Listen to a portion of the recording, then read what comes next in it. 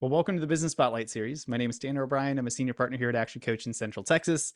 I'm joined today by Eric Silverstein, who is the founder, the owner of the Peached Tortilla.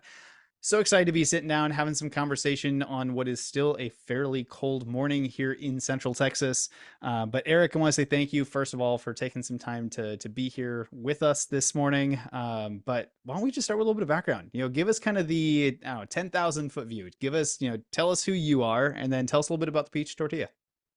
Yeah, so I am an ex attorney. Actually, that's my background was law. So I went to I got my undergraduate degree in finance and marketing. So I have a BSBA degree, and then got a JD from Washington University in St. Louis. Practiced law for 3 years, between the ages of 24 to 27. Um, it was a kind of a weird time, because I started practicing law in 2007, that Great Recession, subprime mortgage crisis. So, you were just happy to have a job.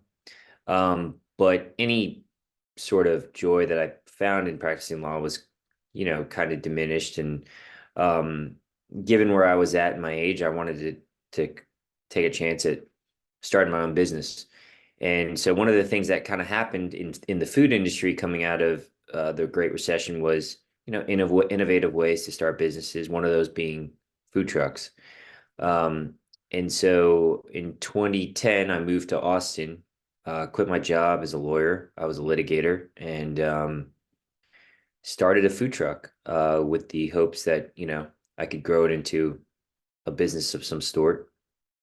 And over the past, 13 and a half years, because I moved to Austin in July of 2010.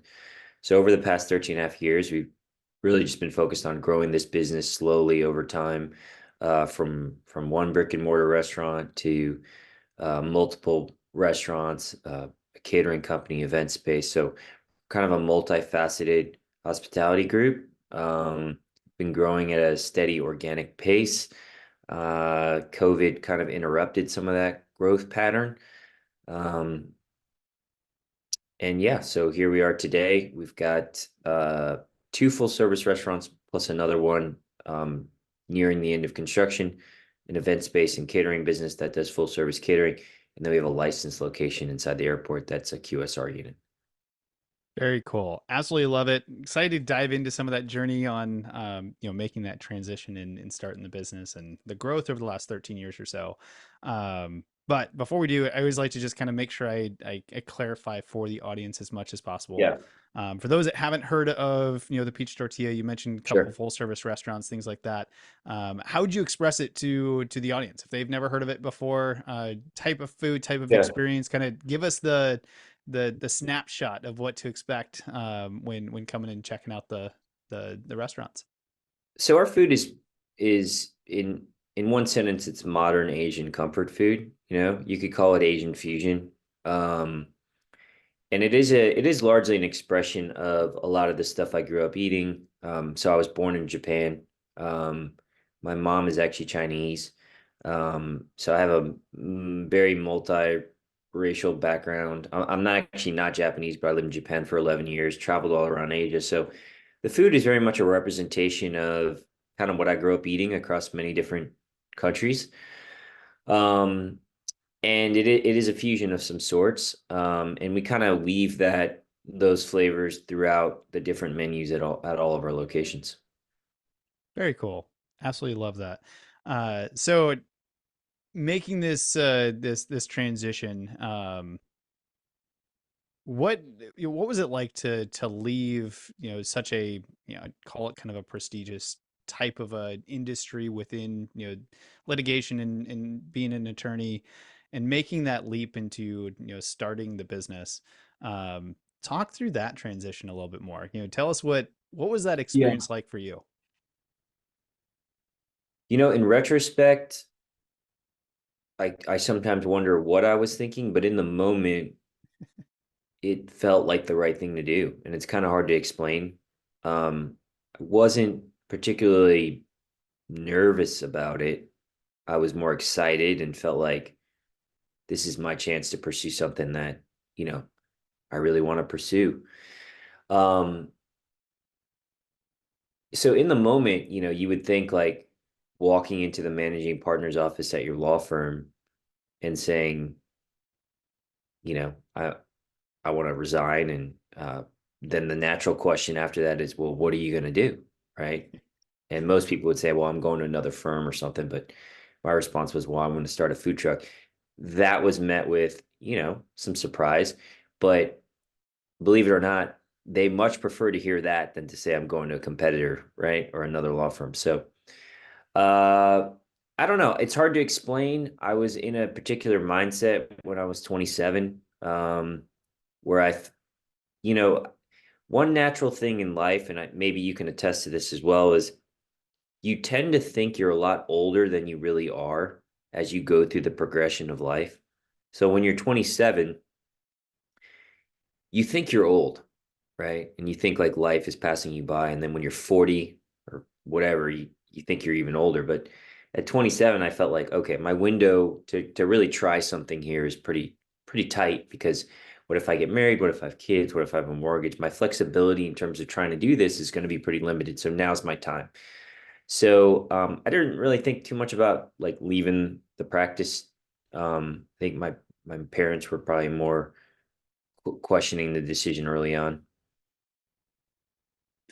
I love the, just kind of the insight on that, and I would agree. I think that there's lot of folks out there that probably that'll resonate with, especially the you feel older than you actually are. Just given hindsight and what past experiences, it's kind of hard to project into the future, but you can always look back at the 27 years that you had, and it feels like that's been a long time because that's been the experience that you've had, right? um, Yep. so you make this transition, you jump into starting this business. Obviously, as you mentioned, it's grown quite a bit over the last decade or so. How What was your role like when you started the business versus today? Like how have you, as the founder, the owner of this company, of this business, how has that role changed, or kind of what hats did you wear at the beginning versus the hats that you wear today on kind of a consistent basis? I mean, in the beginning, I ran really lean, you know, um, and I didn't really have a ton of cash to burn. Um, we had like $20,000 in operating capital, and when that was gone, it was gone. That like the business would have been toast. So I tried to run as lean as possible. I tried to keep labor as low as possible, which means I did a lot of the work myself. So I was in the food truck a lot, like a lot, like sometimes 15, 16 hours a day, which sounds ludicrous, but that actually happened.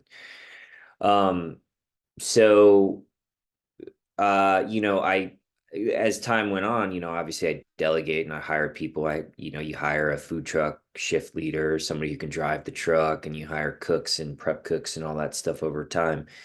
Um, But unless you're like, maybe like a 20 or $30 million business, I mean, if you want to be cash flow positive, if you want to show good store level margins and corporate margins, you have to run relatively lean, and you still have to wear a lot of hats.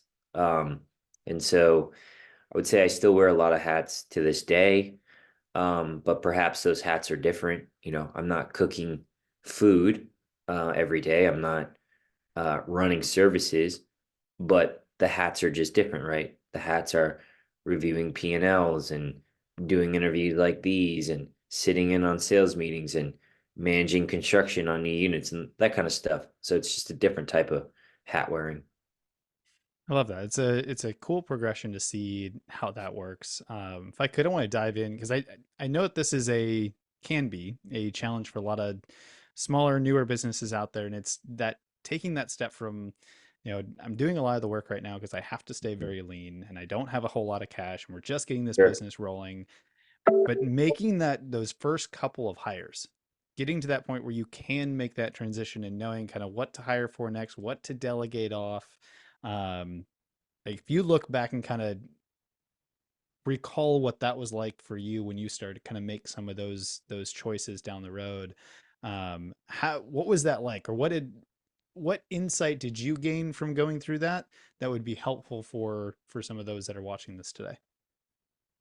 Well, making the hire is was never a problem for me, because like I had read a book actually called The E-Myth, one of the E-Myth books about this woman, I think, that was like a baker, and she like ran into this vicious cycle where she was doing everything. She was making the product and running the business. And I remember reading it in like 2008 or 2009 and thinking, well, I won't make that mistake.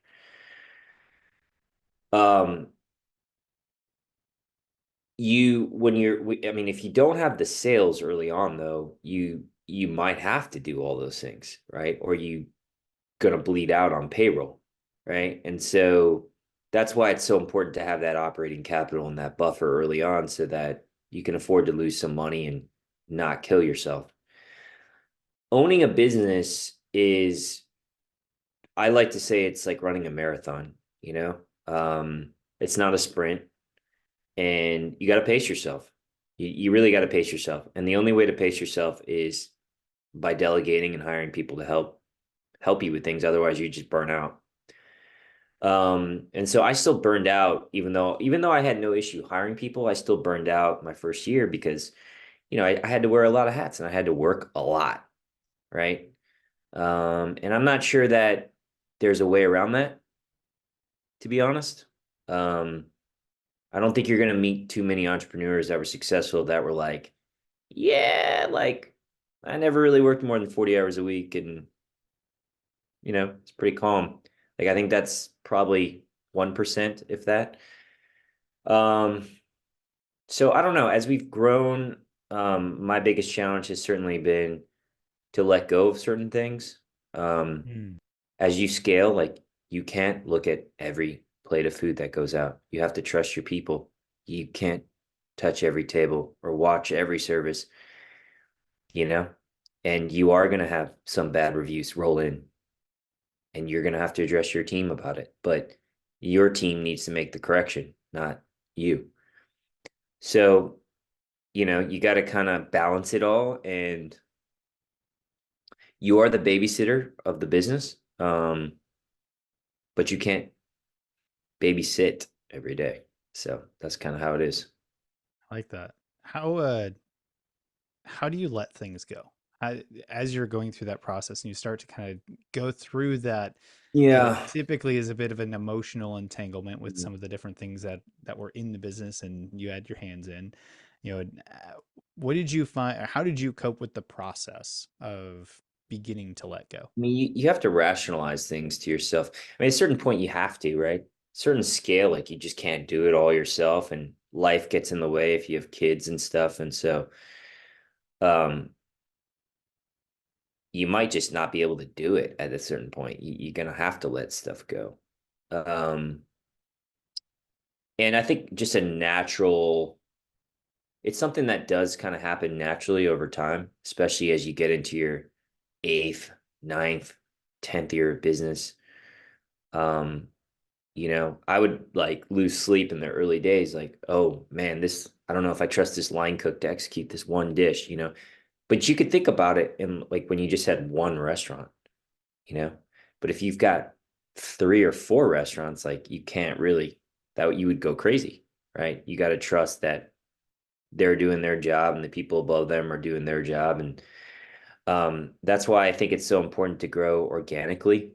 Because if you're able to grow organically, you can slowly promote from within, and you can have people that have worked within your organization for a longer period of time step up in responsibility, people that understand your culture, that understand your product, and that you can trust them, right? But if you scale at a rate that you can't support organically, which is very tough to do, especially in hospitality, um, that's where you get into trouble.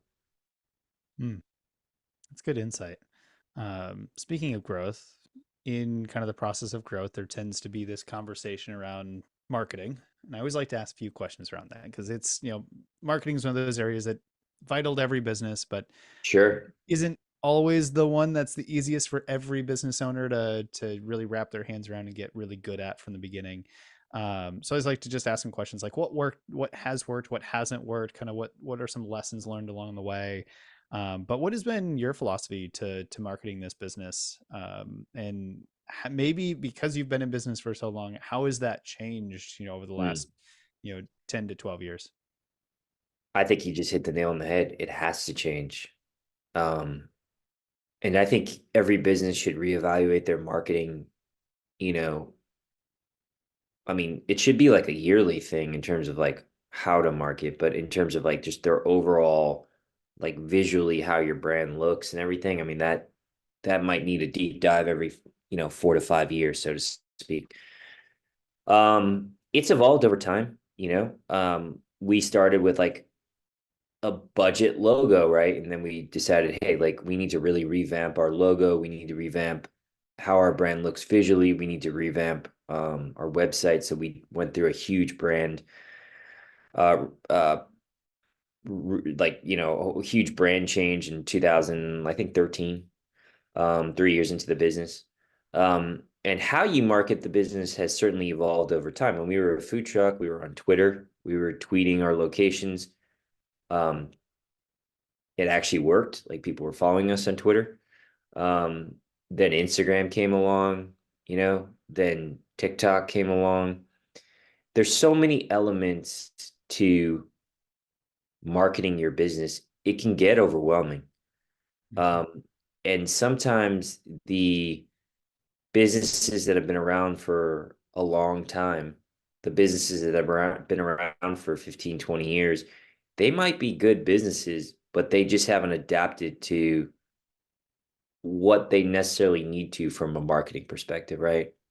Um, SEO, right? Like that is a huge thing. Like people buy businesses that are underperforming, really do their due diligence on SEO, and all of a sudden that business is worth a lot more money, right? So having to juggle social media, TikTok, Instagram, SEO, your email newsletter, your newsletter subscriber list, Google ads, you kind of have to pay attention to all of that. Um, and then, the number one thing for marketing, which, I'm starting to become even more attuned to recently, is your reviews, Mm. right? And like I just got, like, for example, I just got my turf redone in my backyard. My sod was taken out and I got turf put in. And the owner of the company, it's a small company, the owner of the company reached out and said, hey, really appreciate your business. Can you write me a review on Google? Can you write me a review on Yelp? I said, no problem. But reviews really make a difference. People read reviews, particularly Google reviews, because that's the first thing you see when you Google something. Mm. Yelp, yes, but Google is the first thing you see. So, how do you market your business? By people saying positive things about your business, right? So, I don't know if that answered your question, but it's constant evaluation and monitoring on all fronts. Reviews, SEO, social media, how your brand looks visually, your website, your email list, like that's all marketing. And we haven't even touched on like direct mail and stuff like that. Yeah, yeah. I thank you for also mentioning direct mail in there very briefly because it's fun to also note there's things that can be done technically offline for marketing, and I think sometimes in Yeah. today's day and age that isn't always remembered. So I appreciate that. What have you kind of as you look at the business currently? Like just take the last 6 to 12 months or so. Um, for your business, what have you seen to be probably the most effective way that people are finding out about the Peached Tortilla? Well, I still believe SEO is king.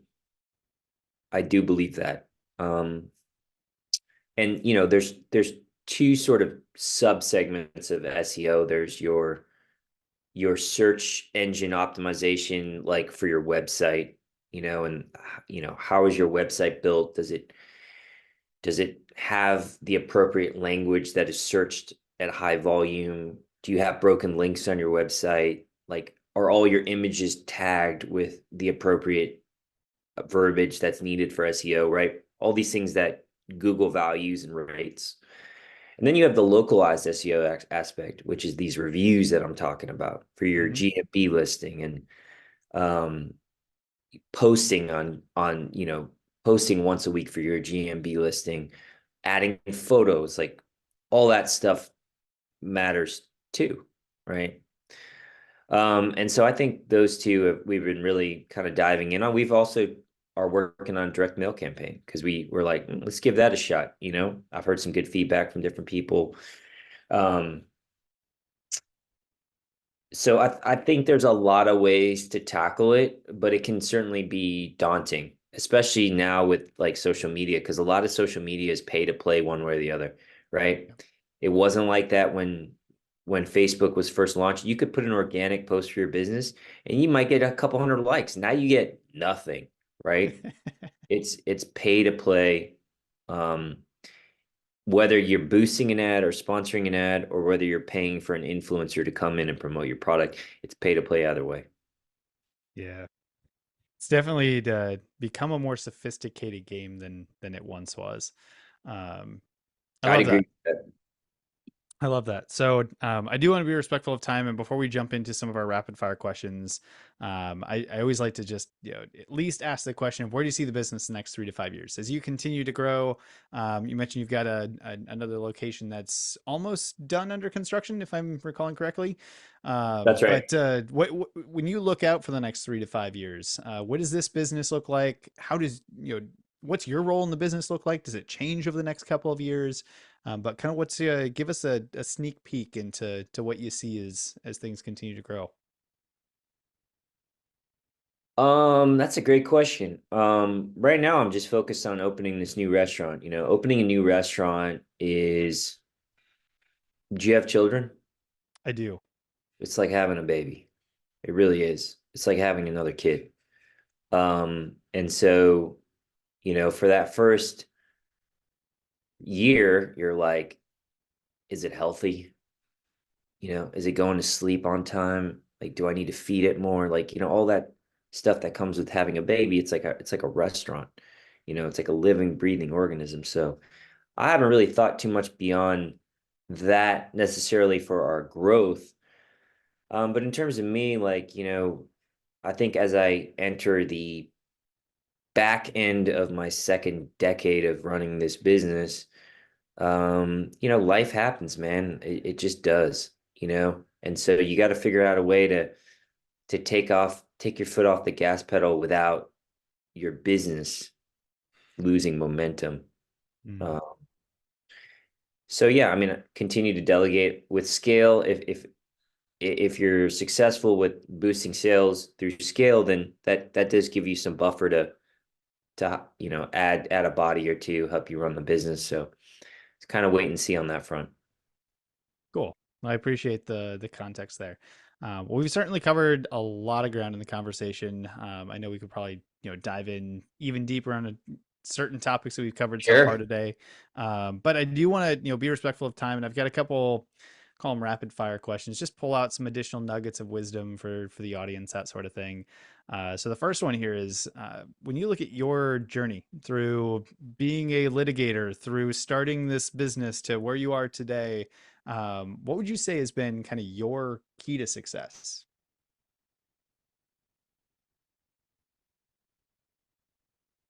I would just say persistence, like I can't really point to any one thing beyond the fact that, like,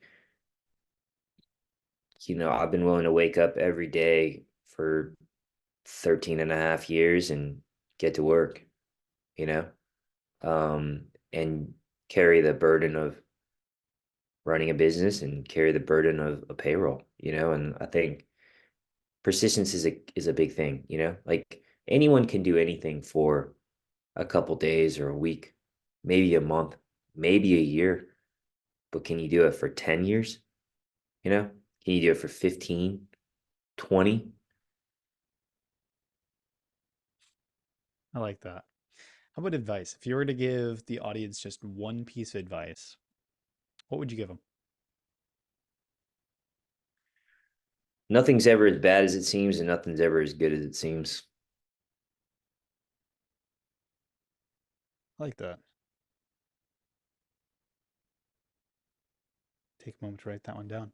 Um, Book recommendations. any recommendations that you would give to the audience? And it can be a book, it can be a audiobook, it can be a podcast if you're not a big reader, it can be anything that that you consume either for fun or for business Yeah. that you would recommend. Well, I just read Morgan Housel's book, Psychology of Money. I thought that was good. I really enjoyed that. I don't know if it changed my perspective so much as just kind of reinforced my views on money and uh yeah, I think that was a really good book and I really enjoy listening to him on podcasts and stuff like that. So, Excellent. It's a good recommendation. It's definitely on my list of ones that I will. I think that's one of the ones I try to read at least once a year. oh, you Perfect. read it? I have. Yes. Yes. Yeah. Phenomenal book. Yeah. Uh, I think all it right. set the tone. So, Absolutely. One more rapid fire question before we officially, move into the wrap of the conversation today. This one's just kind of fun. If you could choose just one area in your business, and you could choose one spot where you could take a little bit of magic dust and you could sprinkle it all over that one spot in the business, and you'll wake up tomorrow, it's 10 times better than it is today. Where would you choose to put that magic dust? I mean, I would always put the magic dust on anything that is on the ground, right? So when I say that, I mean like anything that involves the functionality of our business on the boots level, right? So I would put it in our operations, however that could be reinforced, because that's where the customer derives their experience at the table, whether it's through catering, through restaurants. So operationally, I would always want to reinforce that because that's where things start. That's where we've got to be at our best. Excellent. So for those that are watching that want a little bit more information, that want to, come connect, want to come check out one of the restaurants, want to Yep. connect with you individually, anything like that, where can we advise them to go for some more information and to learn more? Go to our website, thepeachtortilla.com. That's the peach with an ED, tortilla.com. And, that website is kind of our master website that links out to all of our other sites as well. So that's the best place to get more info about us. Beautiful. Excellent. I will make sure to put that in the description below. I know you're on LinkedIn as well, so I may I throw am. that in there as well. So if you are watching this later and you just love this conversation, want to connect with Eric individually, make sure you go click his LinkedIn, send him a little direct message, say, "Hey, saw you on the Business Spotlight. Love to just connect." So make sure that you take the time to do that as well. So as we finish off, I always like to end on one final question, which is simply, Eric, what's most inspiring to you today? What's most inspiring to me today? Um, I would say people inspire me, and I do listen to a lot. I listen to a decent amount of podcasts of successful people, people that have run multiple businesses, successfully exited out of those businesses, two, three times. Um, they're very inspirational because it shows that it can be done. Um, I don't know if you listen to the podcast, the Prof G podcast with Scott Galloway, but I listen to that Mhm. one three times a week. And, somebody who's come kind of like changed their career arc many times, who have, started many businesses, exited out of those businesses, then transformed their career into teaching at NYU, then getting on the speaker circuit, then running a successful podcast. Like, I don't think like your career needs to be so linear, and I think that it's kind of cool when it ebbs and flows and goes through these windy, curvy roads. And the people that have made that work through hard work and determination, but also ingenuity and just being daring, those people inspire me. I like that. I like that a lot. May have to take that note and just kind of think about that one a little bit more. So I appreciate that. Well, Eric, I want to say thank you for taking the time. This has been a genuine pleasure. It's always fun to kind of hear the different stories and dive into the journey into this entrepreneurship crazy thing that many of us are doing. And I appreciate the honesty and transparency and just kind of some of the lessons that you've learned along the way and being able to share that with us today. So thank you so much for your time. Absolutely. Thanks for having me, Tanner.